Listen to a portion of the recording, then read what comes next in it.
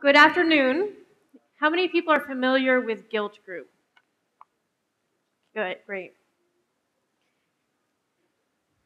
I am the founder and founding CEO of Gilt Group, and I'm going to take a little bit of time to walk through a bit about the company, a little bit about what took to scale to where we are today, but importantly to focus on going from startup to a business today, turning over $500 million in revenue daily, in revenue annually.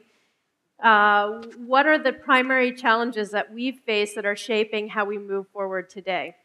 I'm going to focus on how things like big data, on social media, mobile, how they're changing and shaping our business day in and day out. For those of you not very familiar with Gilt, we have over 6 million customers today who are day in and day out shopping across 6,000 brands. Each day on our site, we have over 20 new sales that feature one brand, like a Hugo Boss or perhaps a Valentino, at prices up to 70% off. We turn over our virtual inventory over 150 times a week.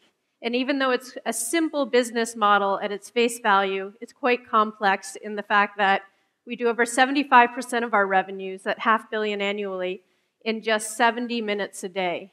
We take nearly 3,000 photos each and every day to support those sales. We have inbound emails exceeding 12,000 that, again, mostly take place in those 90 minutes a day. We have over 400,000 people that come into our website at virtually the same second to shop in what is one of the most competitive shopping experiences online today. And we are pushing out over 15,000 boxes from our warehouses. Again, 15,000 across 3 warehouses, usually in just 90 minutes. And all of this is done in a process in which we have applied technology to speed every bit of it. We've applied technology to use robotics to get those boxes out, the warehouse even faster, day in and day out, to answer those emails faster, and to make it a seamless process from start to finish. As we were getting started, we noticed some changes in the way business was taking place today online.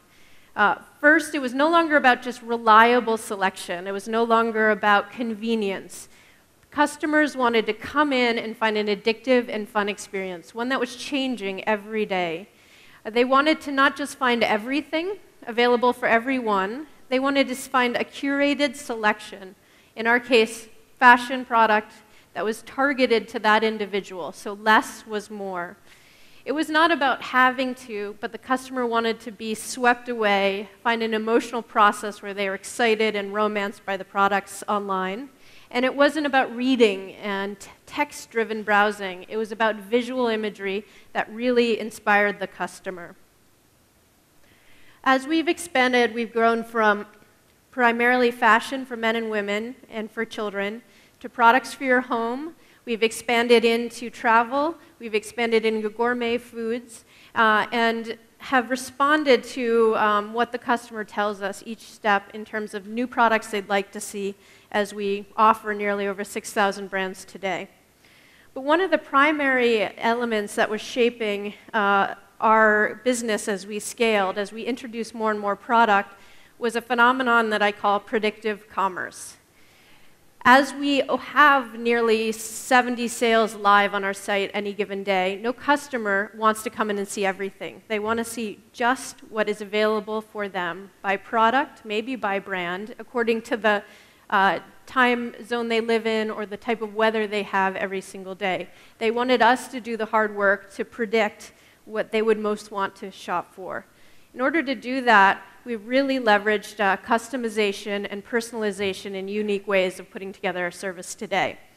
We customize based on what a customer has told us online, brands they'd like to see, brands they'd like to shop for, as well as capturing intimate data on each and every person as they come through our website to create the most personalized site today on the web, the most predictive commerce in terms of being able to anticipate what a person wants to shop for.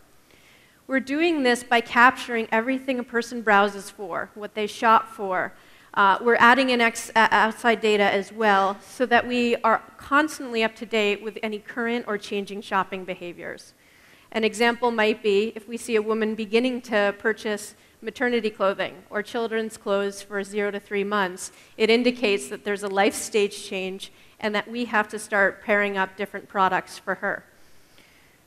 In terms of the data that we capture today, we capture everything you've purchased, every click you've made on the site. We capture where you live, what type of climate you live in, your preferences for brands and other brands you might like as a result, how you found us, what marketing campaign you came in through. Anything we don't have, we take external sources of data and we add it on. We need to figure out if you're a wine lover, if you are an avid skier. We take that information to complete the profile of each and every individual so that as we communicate, as we show product on our site, we're increasingly becoming more of a market of one, an individualized experience for every person who comes to our site. So today, for example, I have an email up there. We send out, for our sales start email that goes out every day at 7 Istanbul time, over 3,000 versions of that one email at the same moment based on what we know about you as a segment of a customer, based on all this information we've captured on you. We have the top picks of brands based on what you've shopped for and what you're likely to be interested in, and we'll only show you about 7 sales of what could be the 70 that is live that day.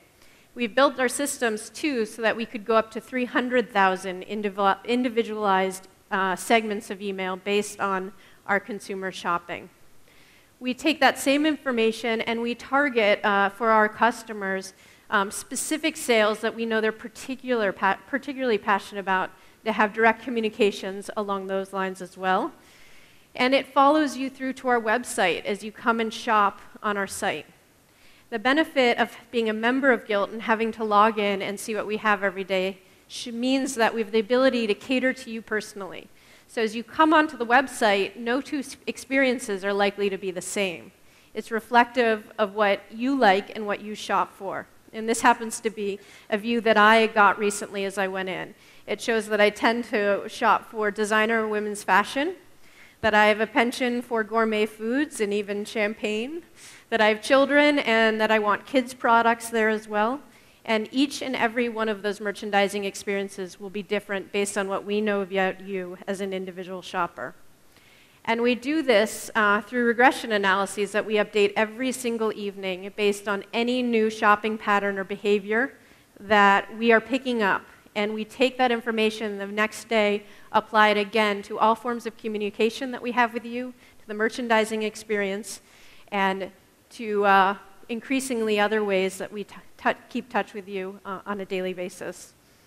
Another big trend that is very much shaping how we do business and how our site will look in the future is a movement that I like calling a store in your pocket. In less than 12 months, we watched a percentage of our revenue coming in over mobile devices and tablets go from 0 to nearly 20%. And today on Gilt Group, on a typical weekday, we're getting over 35% of our revenues coming in over a mobile device or a tablet like an iPad. Just to take a quick step back, I'm sure many people in the room are familiar with this information already, but there's been over 113 iPhones and iTouches sold, over 7 million iPads sold. This is one of the fastest adoptions of any technology we've ever seen. In terms of a medium, the adoption of smartphones and tablets have exceeded the speed at which consumers have even embraced the internet. So for us as a company, we're looking at a reality where in another 24 to 48 months, we could be 100% mobile-driven business. Quick snapshot of what we see in terms of trends. In the US, we do see our business 70%, 30% respectively female and men. When it comes to the mobile devices and the tablets, it's about 50-50, and it skews younger. So it's certainly more of a movement in the US that's being driven by young men, but the women are there and catching up as well. Of our products, we've had over 4 million downloads in little over 14 months of our applications through iPhone and iPad. And on weekends, I mentioned on weekdays, typically we see 35% of our revenue come in through these tablets and smartphones. On a weekend or a holiday, we're seeing over 50% of our revenues come in this way. So we're serving mobile purchasers, and we've not seen any barrier yet in terms of the product they'll purchase or the price point they'll shop at. They really shop for everything on the site. But some things that we've learned along the way. One, that you have to design for every single device. It's not as simple as just taking your site and putting it on an iPhone or an iPad, but you have to rethink your experience in terms of how individuals are interacting with those devices. Two, you have to optimize for weekends and downtimes. That's where we see the biggest spike in our usage, weekends, holidays in particular, but at the times where they might be in a moment of leisure, at lunch, commuting to work, or what have you. In each case, we've designed a new site to accommodate that mind frame, to accommodate what might be a leisure time frame or a moment when they might be around more family members and therefore might want different types of sales. And third, last but not least, is the fact that you really have to focus on the speed, stability, and scalability of your apps. There is zero tolerance for apps that crash. There's zero tolerance for apps that aren't fast enough. And use of visual images and assets are a big part of the Gilt experience, but it makes it very challenging for us to render that well online. So we are constantly iterating. We're constantly innovating within the App Store framework. We're releasing new versions of our site to make it faster and more streamlined, almost on a monthly basis. Again, with that focus on speed, stability, and scalability. Next, I want to talk a little bit about how social media is impacting our scale today and how we move forward as a business. Fundamentally, we look at social media as a way to take our products and services and embed them even further in the conversation, to take our products exactly where people are talking about them today. There are over 1 billion people on social media sites today, over 800 million on Facebook alone. Businesses like Twitter have more than 55% of their traffic coming in through devices, other social sites as well. And if you look at Gilt itself, around our sales, we watch the conversation explode on our Twitter and Facebook. Therefore, our emphasis is looking at every page, every product, and making it as viral as possible, as shareable as possible. Can this image and this sale be tweeted? Can it be posted on Facebook? Can it be pinned on Pinterest? And emphasizing that, we want our products to be put in the hands of our customers so that our customers can be our marketers. They can be the people sharing it effectively across the social web. In addition, it's become one of our primary ways that we service the customer. So we have managed communities online, but we also have an embedded team within our customer support group that is actively measuring real-time all comments that are being made about Gilt Group, all questions that might be posed, whether they're being posed to us directly on our own handle. It's really important to not just respond to the positive that might be out there from customer commentary, but even more important to look at the negative comments and respond to them even faster. We've found that customers want that response time, but they also respect you even further if you are reaching out to them directly wherever that comment might be made, offering to help them, and it engenders customer loyalty even more than you might imagine. And lastly, it's a very important way for us to continue to generate excitement, buzz about the site. Through our handles, our social handles in particular, we're hosting contests, we're doing fan drives, a lot of things to just further engage the customer and provide those touch points where he or she are coming back in frequently to engage with our site. And we are creating surprise and delight elements on Gilt on a weekly, at longest monthly basis that again works well with the social footprint that we have as a business. We call them our wow sales, the elements on the site that overnight generate tremendous amount of interest and activity. Some examples are recently the relaunch of the Jetta, the new Volkswagen Jetta in the US. We hosted that on Gilt. We had over 50 million impressions in about 12 hours. And the reach that a brand like Jetta had on our site exceeded anything else in terms of the launch marketing behind that product. Customers liked it because they were discovering something new. Other examples include a Lady Gaga sale, where we reached over 100 million impressions in a very short period of time. We sold dresses styled by her stylist, the ability to sit front row and pick her next fashion show, the ability to buy the dress that she wore down the runway. And similarly with Virgin America, or the Virgin Company in general, hosting sales in which people could buy an entire plane where they could fly anywhere they wanted with their friends, to package of flights bundled.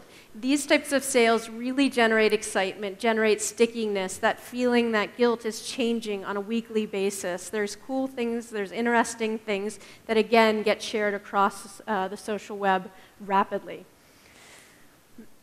I want to focus on something that we believed at the very start of this business, the fact that content and commerce have merged. And what I mean by that is, prior to Gilt, we looked at a way in which products largely were being sold online, featured on mannequins, or maybe lying flat. They didn't have a tremendous amount of emotion behind them. They weren't very exciting to look at. And what we wanted to do is take the pages of a glossy magazine, that editorial experience in which you'd flip through, maybe dream about your next trip, or imagine what the next outfit or suit might be that you need to wear for a certain occasion in your life. Take that excitement, but no longer have it be something you put down and have to go out and search for in a store. We wanted it to be something you could have just 2 clicks of a mouse away, and wanted to merge the storytelling that you find in editorial directly with the commerce.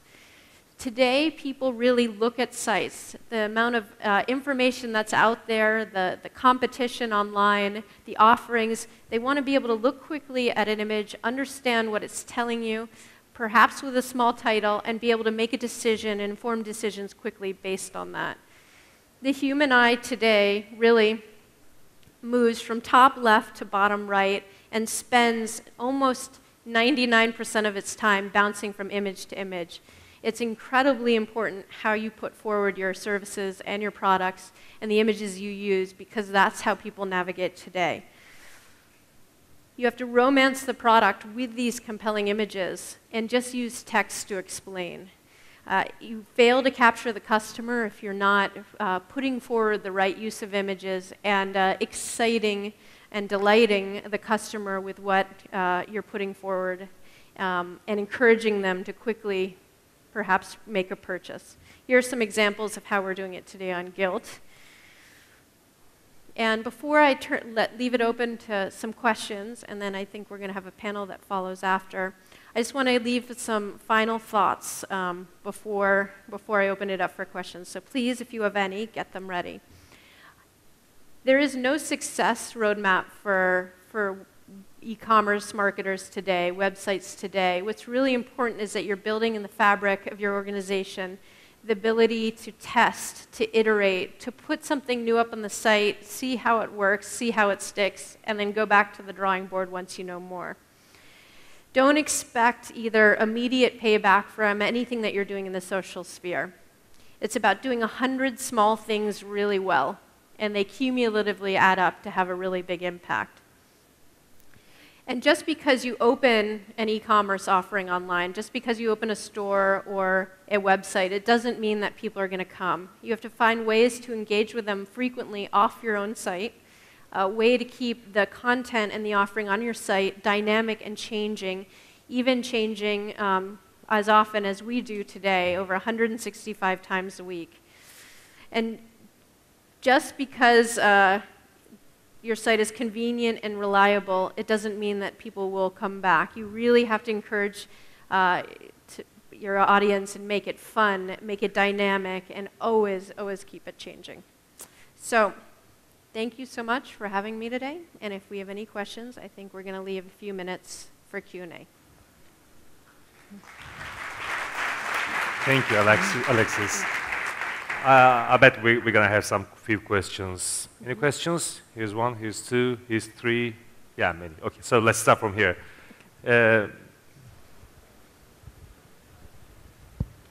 What do you think about social influence marketing? Social influence marketing, I think was the question. Yes.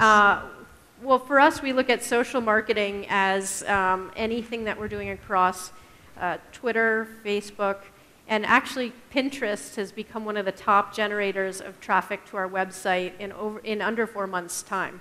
It rose out of nowhere to become one of the most impactful. We look at all of these channels as ways to put our individual items and sale items, or what we're doing out in the fashion world or in the home decor world, out to our users. We probably send out 4 updates to 8 updates daily on Facebook. On Twitter, we do much more frequently, probably 3 times as often. And on Pinterest, we're even more active than that. So beyond just the updates that we're doing to keep the conversation going with the customer, we also actively advertise across those venues as well. We've done test pay for tweets with Twitter. We've introduced sales in partnership with Twitter, as well as bought advertising across Facebook. We've watched Facebook go from fairly cost-effective to about 12 months ago rivaling or exceeding the expense of Google. I know every market is different, so we advertise across all those means as a way to reach users. Beyond that, in terms of, I'm not sure exactly what you mean by social influence marketing, but we did a tremendous amount of viral marketing across all those channels as well. Encouraging people to invite their friends for a cash reward on the site.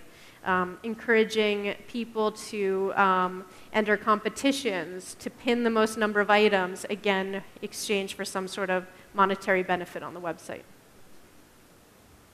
Yeah, more questions? Hi, I have 2 questions. So since new sales start on Gilt at noon East time, how does this time constraint affect your sales on the West Coast? And my second question is, how do you differentiate between Gilt Men and Park and Bond? Sure. Great questions, huh? So very good questions. We had our first sale as a company at 9 Eastern Standard, which was at 6 a.m. San Francisco, Los Angeles time. And we realized that first morning in 2007, we had made a grave mistake when our first item was sold to California. Some woman had woken up to buy a handbag at 6 a.m., huge mistake. So we went back to the drawing board, we pushed it back 3 hours, and that's where we've been on there on forward, because we get to hit people at moments when they want to take a quick break in their day. In the eastern coast of the US, we get individuals as they're taking a quick lunch break. California, 9 a.m., that's when people are getting into the office, they're checking their email, they're shopping, they're doing their checklist of things they need to get through. So it works really well for us. In Istanbul, we're getting a person maybe right after they get home from work. Okay. More questions? Oh, Park and Bond and Gilt Man, I apologize, was the second question. Oh, yeah. Men in particular, above and beyond women, when it came to shopping on Gilt Group, the women sort of knew what they liked. They liked the brands. They knew what sizes they wanted to wear across multiple brands. The men, in comparison, loved coming to Gilt, predominantly because they can get all of their shopping done in 10 minutes, and they don't ever have to go to a store, and they love that. I mean, in terms of looking at the activity in Wall Street at 12, you see trading floors with Gilt Group coming in. They get their Hugo Boss suit, they're out. Park and Bond, though, was something that came off of a discovery we had with men, where that, as opposed to women, they wanted a lot more hand-holding in the shopping process. Tell me what looks good on me. Tell me what I should wear for this occasion in my life. How do I wear a pocket square appropriately? So it was a site founded on editorial principles, the kind of what you might read in a Vogue Homme or in GQ, applied to a website, so there's a lot more guidance and hand-holding, and you could turn and buy the entire outfit in one pass. More questions? Yeah, there's one more. Mikrofon oradan geliyor. Hey there. Here? Yep. I'm over Hola. here. Oh, sorry. So thanks for the enlightening presentation, firstly. I was wondering, I mean, Gilt has disrupted the e-commerce market, Gilt and Venti Privé, and turned it from traditional, like, guy shopping to entertainment shopping, like mimicking window shopping of the real world. What do you see the next step of disruption in e-commerce as? In our space in particular? Fashion could be a nice one to focus on. Yeah. We've already went from a time when most of the brands we sold in 2007 were not online at all. Most of the brands, when we were bringing them onto Gilt Group, we didn't have to just educate them on this new startup and convince them to take that leap of faith and trust us. We also had to say, this is e-commerce and what it can do for your business. I think there's going to be any number of innovations that come in the future that none of us could necessarily predict. I think one I already mentioned, the fact that the sale of apparel and items is going to move very quickly even to the mobile device at a faster rate than I could have ever imagined. We're seeing also a big trend away from towards very customized fashion, so that people can go on and very much interact with and determine the cut of their dress or the color of their shoe and personalize it in a way that excites them individually. So I think we'll continue to go in that direction, and we'll watch brick and mortar change dramatically based on what we see as the e-commerce site becoming your flagship globally.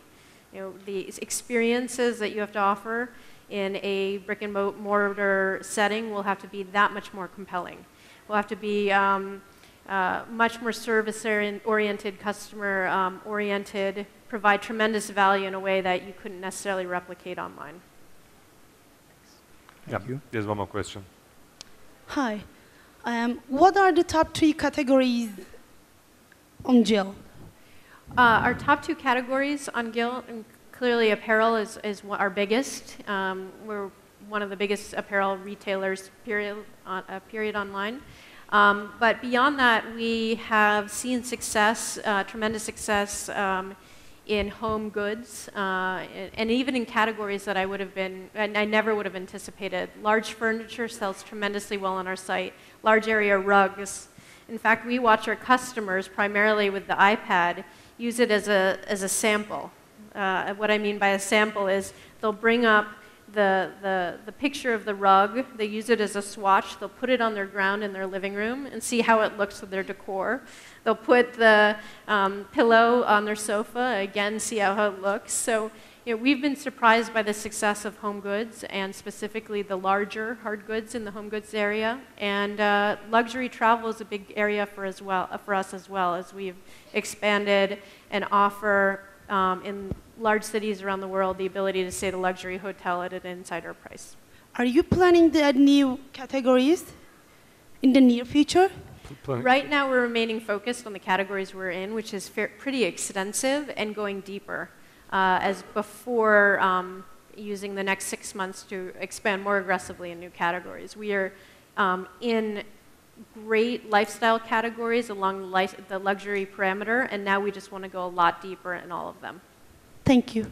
One more question there. First of all, thanks for your presentation. It was really nice to hear from you. My question is almost the same, but I would like to ask, why Gilt doesn't prefer to sell technology products, or do you have any plan to create a technology category? We do sell By the way, Alexis, he's my brother. He's my brother, though. Oh, well, I better answer this well then. We home electronics on the site quite frequently. It's a very competitive segment online, so we focus on very specialized products within that category. And in terms of technology sales, I think you might mean the iPad or the iPhone or something comparable. We've done small sales, but again, they're pretty competitive categories that are well serviced, and tends to be an item that you can get at roughly the same price point around your corner, if you will. So when we do focus on those categories, we focus on specialized goods that might be designed in partnership with someone, or might be the first run of that new line or that new version of that electronics. So it's either first to market or a special version of what's out there is usually our sweet spot where we do the best. Thank you. Okay, so let's get one more last question, because like Alexis is not going nowhere. She's going to be here for another panel now, and that panel will be all about e-commerce again. So let's get one more question. Yep, go on. Well, hi Alexis. Thank you for being with us today. I would like to ask a question about offline marketing that we didn't mention about today. Do you still believe that? Is that an impact of offline marketing channels in terms of increased sales and getting new users? Are there offline channels we rely on to get new users? Yeah, like TVs, magazine, and even the celebrity management, actually. So PR in general is very important to us in how it ends up in written articles or on television. But in terms of ones we pay for overtly, I'd say the one that is increasing in prevalence in the US in general, but certainly for Gilt Group in effectiveness, is what we call DRTV, direct response TV. For the first time, and if you had asked me this 10 years ago, would I think I'd ever see this, I would have said no. But it's much more cost effective right now in the US market to buy airtime across cable television or broadcast television for advertising than it is to buy a Google search term or other. And this isn't across the table, but generally speaking. So people have been making very good use in direct response television. Come to our site for this, dial this number, get that, and are using it in really innovative ways. So that's the one I'd focus on. And I think we're done with questions, but people are often curious to see how we're able to get 15,000 boxes packed and out of our warehouse doors in just 90 minutes a day, an hour and a half a day. So while the panel comes in, I actually brought a quick clip, if the volume works and the video works well, that shows our warehouse fully using robots to move across the size of about 6 football fields to pick these boxes in such a short amount of time. So as people come up, you'll see a video that shows how we've developed robots and implemented them within our warehouse space to speed that process out to the customer. So again, thank you. Okay.